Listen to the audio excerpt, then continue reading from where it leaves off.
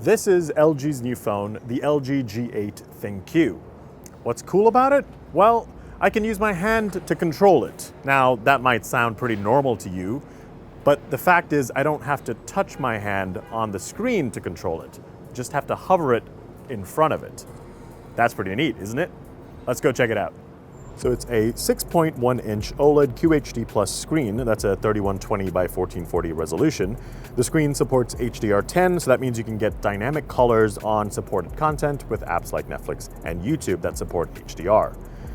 Over on the right side is a power button, and over on the left is the volume rocker with the dedicated Google Assistant button that debuted last year. On the bottom is a boombox bottom-firing speaker next to a USB-C port, and you might be happy to see a 3.5mm headphone jack. So over on the front, you'll notice that there's no real speaker here. So what basically is happening is LG is using a piezoelectric speaker is basically behind the screen, so you're getting sound emanating through the screen, and it's also working in tandem with that boombox bottom firing speaker. So that means, say if you are using the phone in a swimming pool, say you got some water on it, sometimes traditionally water would clog up that speaker port at the top, which would make your sound a little muffled.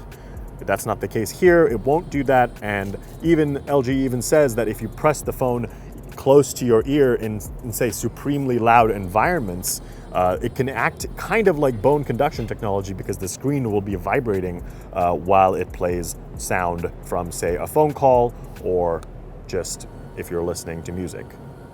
It's the Qualcomm Snapdragon 855 powering this phone. No 5G here. That's going to be for the LG V50 ThinQ, which is also coming out around the same time.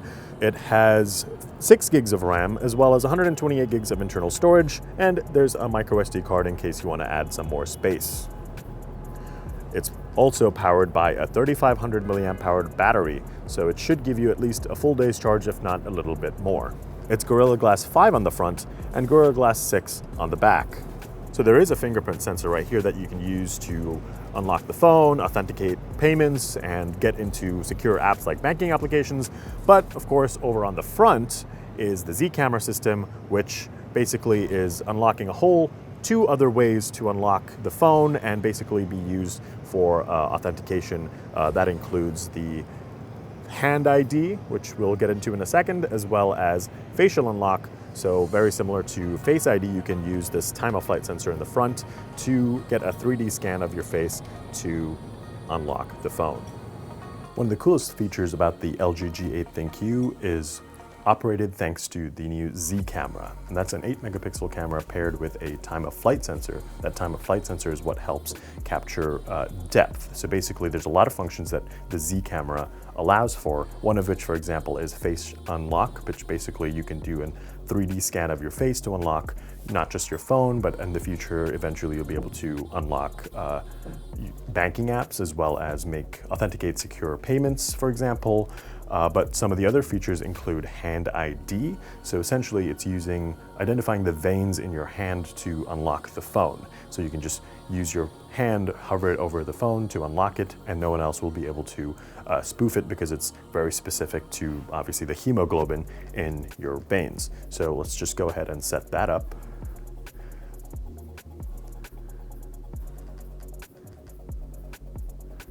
So now it says we have to position our hand 6 to 8 inches away. So we're gonna go ahead and position the palm 6 to 8 inches, and it says to bring it closer, and we have to just slowly bring it up and down, and it just gives you those prompts slowly until you see the yellow circle go. Successfully scanned your hand. And it says for best results, you can scan your hand again in a different way with the phone in your hand, for example. So now we're gonna try with this in my hand. It's kind of hard to see exactly what's going on the screen, but there we go, moving your hand farther away.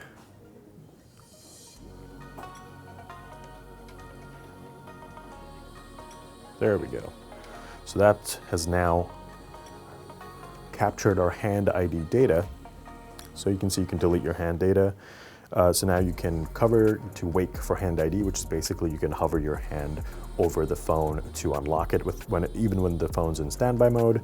You can swipe to unlock after your hand is recognized for extra privacy in case you don't want just someone to pull your hand up to the phone. And advanced hand recognition, basically it's using more hand data to accurately recognize your hand. I assume if you turn that off, it'll be a little slower, if not a little less secure. So now that we've set up Hand ID, we're gonna go give it a quick try. So this phone, the screen is off obviously, so all we have to do is just position our hand right above the time of flight sensor, and as you can see, it just unlocked and we can get in straight into our phone. That's pretty awesome. Definitely some use cases where that can come in handy. Why am I in a tub? Well, the LG G8 ThinQ has a couple of handy features that lets you operate the phone without ever having to pick it up. Now that's pretty handy if I'm, say, in a tub, my hands are wet, the phone may be waterproof, but I maybe don't want to risk it. So if I don't want to pick it up, that's a way you can control the phone. Or say if I'm chopping up vegetables in the kitchen and I don't want to get grime on my phone, that's another way, another reason to use this. Hey look, I'm getting a call. Didn't touch the phone, rejected the call. Sorry, caller. But there's other things you can do. For example, I can activate it and say I want to watch a YouTube video in the bath. I just opened up YouTube and now I can play and pause the video. So now the video is playing, but I can't hear it. So let me turn that sound up. And all of that done without touching the LG G8. That's pretty handy, and definitely, again, as we said, not something you're gonna use all the time. When your phone's in your hand, it probably makes more sense to just use your fingers. But for those moments like this, when, say, I'm lounging about in a bathtub that actually fits me, that's about a good time to use it. It is kind of limited though. For example, say if I wanna play a YouTube video or play music while I'm trying to do some much needed shaving, yes, I can open up those respective apps pretty quickly, but short of having something opened up already like I had here, there's no real way to go ahead and navigate through YouTube to choose a video or a song. It's just basically you open up the app, you can play and pause, but clearly you still have to touch the phone to choose a video, choose a song, then you can use air motion to control it. And at that point, it's sort of like there's still some gesture required on touching the phone's part, as well as you're mixing in hand gestures that it can get a little confusing and maybe a little too much. So definitely some good use cases, but also it is a bit limiting.